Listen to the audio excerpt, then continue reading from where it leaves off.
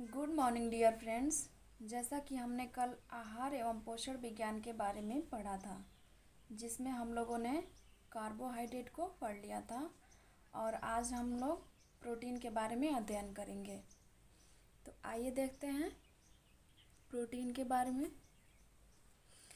Protein सबसे पहले जानेंगे प्रोटीन शब्द लिया कहाँ से गया है। ठीक है, प्रोटीन शब्द ग्रीक भाषा का शब्द है। ठीक है, प्रोटीन भाषा जो है वो ग्रीक भाषा का शब्द है जो प्रोटोस से लिया गया है। प्रोटीन भाषा ग्रीक भाषा का शब्द है जो प्रोटोस से लिया गया है, जिसका अर्थ क्या होता है? जिसका अर्थ होता है प्रथम स्थान पाने वाला तत्व। ठीक है, प्रोटीन जो शब्द है वो ग्रीक भाषा का शब्द है और वो प्रोटोस से लिया गया है, जिसका अर्थ क्या होता है? प्रथम स्थान पाने वाला, यानी प्रथम स्थान पे जो रखा जाए उसका अर्थ होगा।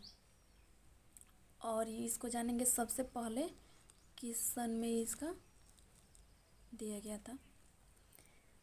यह 1838 में बर्जीलियस द्वारा दिया गया। ठीक है, बर्जीलियस द्वारा 1838 में सबसे पहले इसको प्रोटीन शब्द को दिया गया था। प्रोटीन शब्द ग्रीक भाषा से लिया गया है, प्रोटोस से। ठीक है, प्रोटीन जो शब्द है वो ग्रीक भाषा के प्रोटोस से लिया गया, जिसका अर्थ प्रथम स्थान पाने वाला हो गया। और ये सबसे पहले बर्जीलियस में 1838 में दिया गया था, बर्जीलियस के द्वारा। ठीक है, प्रोटीन एक जटिल कोलाइडल कार्बनिक नाइट्रोजन युक्त पदार्थ है। ठीक है, जो प्रोटीन है वो क्या है? जटिल कोलाइडल कार्बनिक नाइट्रोजन युक्त पदार्थ है। प्रोटीन में सबसे ज़्यादा नाइट्रोजन पाया जाता है। प्रोटीन में सबसे ज़्यादा नाइट्रोजन पाया जाता है। ठीक है, इसीलिए इसको नाइट्रोजन युक्त पदार्थ कहते हैं। यह मुख्यतः किन चीज़ों से बना है इसके बारे में देख लेते हैं। ये मुख्यतः protein carbon, nitrogen, hydrogen, oxygen का मिश्रण है। ये मुख्यतः प्रोटीन कार्बन, नाइट्रोजन, हाइड्रोजन और ऑक्सीजन से मिल करके बना हुआ है। ठीक है, प्रोटीन में नाइट्रोजन की मात्रा देख लेते हैं इसके बारे में। अभी हमने बताया कि प्रोटीन में सबसे ज़्यादा नाइट्रोजन पाया जाता है, तो इसका परसेंटेज भी जान लेते हैं। इसमें 16 से 18% तक और 12 से 20, मतलब पूरा मिला के 12 से 20 तक इसमें नाइट्रोजन होता है। ठीक है, आवश्यकता शारीरिक संरचना के लिए होता है। प्रोटीन की आवश्यकता हमें सबसे ज़्यादा शारीरिक की संरचना, यानी शरीर की बनावट, वृद्धि जो भी होती है, जो भी अंग का वृद्धि होता है, विकास होता है, उसमें सबसे ज़्यादा भूमिका प्रोटीन का होता है। प्रोटीन के बिना हमारे शरीर का संरचना अच्छे से नहीं हो पाएगी। जैसा कि कल हमने बताया था कि अगर हमारे खाने में, हमारे आहार में अगर अच्छी से, यानी संतुलित आहार, जैसे पूरा कार्बोहाइड्रेट, वसा, ये सब मैंने जो भी होता है, मिनरल्स, विटामिन अगर नहीं हम लोग ले रहे हैं तो क्या होगा? प्रोटीन हमारे ऊर्जा के लिए प्रोटीन हमारा खर्च हो जाएगा। ठीक है, हमारे शरीर की ऊर्जा के लिए, एनर्जी के लिए क्या होगा? प्रोटीन खर्च होगा। और अगर प्रोटीन खर्च हो जाएगा तो फिर क्या होगा? हमारे शरीर के संरचना के लिए प्रोटीन बचेगा नहीं, तो फिर शरीर की संरचना अच्छे से हो नहीं पाएगी। ठीक है, तो यही क्या होता है? ये होता है। ठीक है, और कल हमने बताया था कि जो ये ऊर्जा जो होती है, ऊर्जा का मापक क्या होता है? उसका मापक किलो कैलोरी होता है। ठीक है, तो इसका जान लेते हैं कि 1 ग्राम प्रोटीन में कितना ऊर्जा होता है, कितना ऊर्जा मिलता है। ठीक है, जो है 1 ग्राम प्रोटीन में 4 किलो कैलोरी ऊर्जा मिलती है। 4.2 भी हम लोग पूरा इंक्लूड कर सकते हैं, कहीं कहीं ऑप्शन में ये भी दिया रहता है। ठीक है, तो 4.2 किलो कैलोरी ऊर्जा मिलती है 1 ग्राम प्रोटीन में। ठीक है, प्रोटीन जो है छोटे छोटे पदार्थों से मिलकर बना होता है, जिसे क्या बोलते हैं? अमीनो एसिड बोलते हैं। प्रोटीन हमारा छोटे छोटे पदार्थों से मिलकर बना है, जिन्हें हम अमीनो एसिड कहते हैं। प्रोटीन हमारा अमीनो एसिड में टूटता है। ठीक है, कार्बोहाइड्रेट जो है हमारा टूटता है और प्रोटीन अमीनो एसिड में टूटता है। ओके, तो जैसा कि हमने देखा कि प्रोटीन जो है हमारा छोटे छोटे पदार्थों से मिलकर बना है, जो उसको क्या बोलते हैं? अमीनो एसिड बोलते हैं। तो जानते हैं कि अमीनो एसिड कुल होते कितने हैं? ये कुल अमीनो एसिड 22 होता है, ठीक है। कुल अमीनो एसिड जो है वो 22 होता है, जिनमें से 8 ऐसे अमीनो एसिड होते हैं, जिनमें से 8 ऐसे अमीनो एसिड होते हैं जो हमारा शरीर क्या करता है, हमारे शरीर द्वारा उसके निर्माण उसका नहीं हो सकता है, जो हमारे शरीर द्वारा निर्मित नहीं होता है, जिन्हें आवश्यक अमीनो एसिड कहते हैं। उसको क्या बोलते हैं?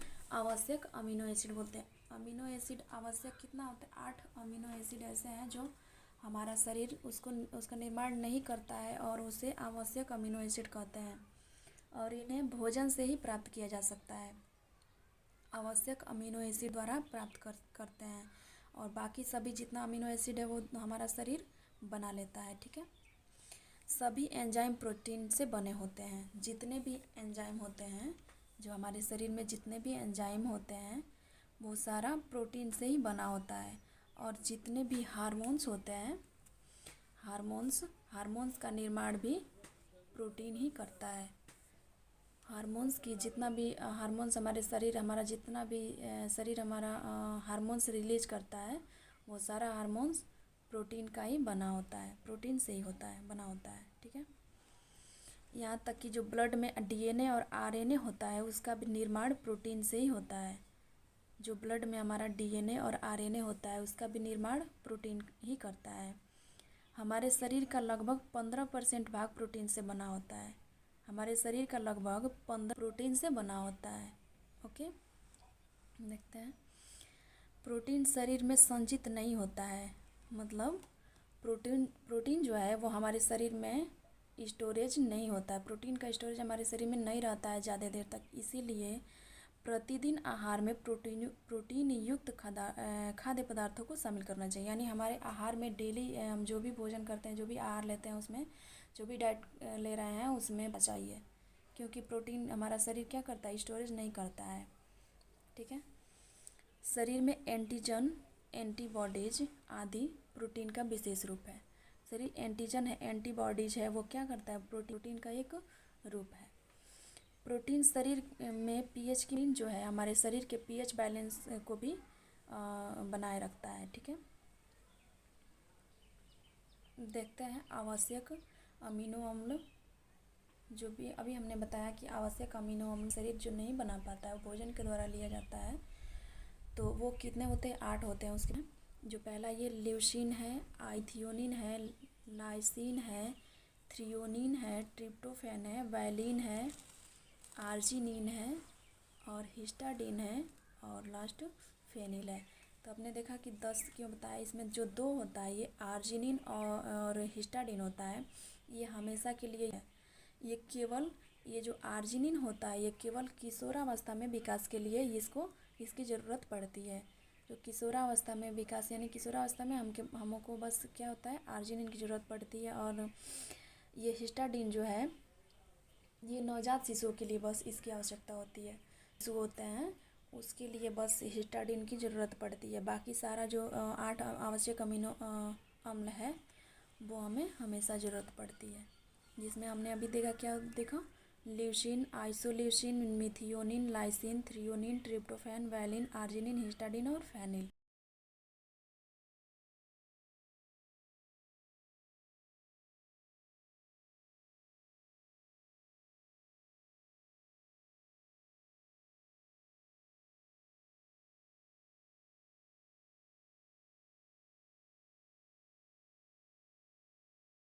प्रोटीन को कितने आधार में विभाजित किया गया है? प्रोटीन को 3 आधार में विभाजित किया गया, 3 प्रकार में, ठीक है। एक पहला है गुणों के आधार पर, दूसरा है स्रोत के आधार पर, और तीसरा है संरचना के आधार पर, ठीक है। पहला है पूर्ण प्रोटीन, तीसरा है अपूर्ण प्रोटीन। तो पूर्ण प्रोटीन का मतलब जैसे इसमें सभी प्रकार के अमीनो एसिड पाए जाते हैं। इसमें पूर्ण प्रोटीन में सभी प्रकार के अमीनो अम्ल पाए जाएंगे। और आंशिक प्रोटीन में क्या होगा? मतलब कुछ ही। और आंशिक का मतलब होता है आंशिक प्रोटीन का मतलब जिसमें 8 या 9 प्रोटीन अमीनो अम्ल होगा, ठीक है। कुछ होगा, कुछ अमीनो अम्ल होगा और कुछ नहीं होगा। और अपूर्ण में 9 यानी नहीं होगा। अपूर्ण में अमीनो अम्ल नहीं होता है, ठीक है। जैसे पूर्ण प्रोटीन के बारे में देख लेते हैं। जो होगा ये पूर्ण प्रोटीन, ऐसे प्रोटीन जिसमें सभी प्रकार के अमीनो एसिड पाए जाते हैं उन्हें पूर्ण प्रोटीन कहते हैं। ठीक है। यह प्रोटीन वृद्धि, विकास, वजन, कोशिका निर्माण तथा मरम्मत का कार्य पूरी तरह से पूर्ण करते हैं। यह प्रोटीन वृद्धि, विकास, वजन, कोशिका निर्माण तथा ये जो प्रोटीन है पूर्ण प्रोटीन है वो क्या को वृद्धि करता है विकास और वेट गेन यानी बढ़ाने में, कोशिका निर्माण में तथा उस कोशिका की मरम्मत का कार्य क्या करता है वो अच्छी तरह से पूर्ण करता है। ठीक है। और इसको देख लेते हैं ये मिलता कहाँ से हमारी इसका ये पाया कहाँ से जाता है, किस में मिलता है। पूर्ण प्रोटीन जो है अंडा, मछली, सोयाबीन, सूखे फल आदि में पाया जाता है। जैसे अंडा हो गया, मछली हो गया, सोयाबीन हो गया, सूखे फल यानी ड्राई फ्रूट्स जो भी हमारा ये बादाम हो गया, किशमिश हो गया, ये जो भी अंजीर है, खजूर है, काजू है, जो भी हमारे सूखे फल ड्राई फ्रूट्स है उसमें प्रोटीन पाए जाते हैं। ठीक है। केसिन, ओवैल्यूमिन, ग्लूटेलिन, ग्लोबिन, मायोसिन पूर्ण प्रोटीन में आते हैं। जो भी ये केसिन होता है जो दूध में पाया जाता है, जो भी ओवाल्यूमिन होता है, ग्लूटेलिन है, ग्लोबिन है, मायोसिन है, ये क्या होता है, ये पूर्ण प्रोटीन के उदाहरण है। ओके। और ये स्रोत के आधार पर देखते हैं, ये स्रोत के आधार पर दो होता है। ठीक है।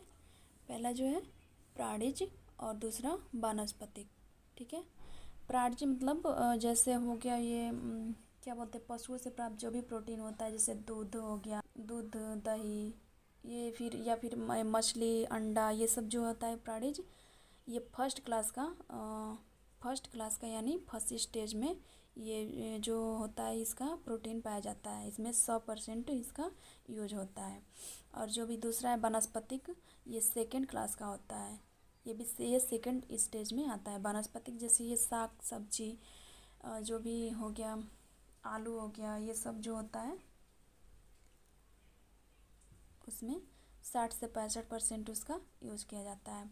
संरचना के आधार पर 3 होता है, जैसे सरल हो गया, संयुग्मी हो गया, आसानी से वो उसका पाँच हो जाता है यानी आसानी से वो टूट जाता है। और संयुग्मी मतलब कुछ टूटता है और कुछ नहीं टूटता है। व्युत्पन्न का मतलब जैसे हो गया ये पचता नहीं है, आसानी से नहीं पचता है, पचता ही नहीं है बिल्कुल। ठीक है। तो ये हमारा आज का टॉपिक प्रोटीन ख़त्म हो गया। अब कल हम लोग अगले वीडियो में क्या पढ़ेंगे, वसा के बारे में पढ़ेंगे। ओके। फैट के बारे में कल हम लोग पढ़ेंगे। ओके। Thank you. अगर आप लोगों को वीडियो मेरा थोड़ा सा भी अगर मतलब हेल्पफुल लगे तो आप लोग सब्सक्राइब कर सकते हैं, ताकि जो भी हम वीडियो डालें तो आप लोग को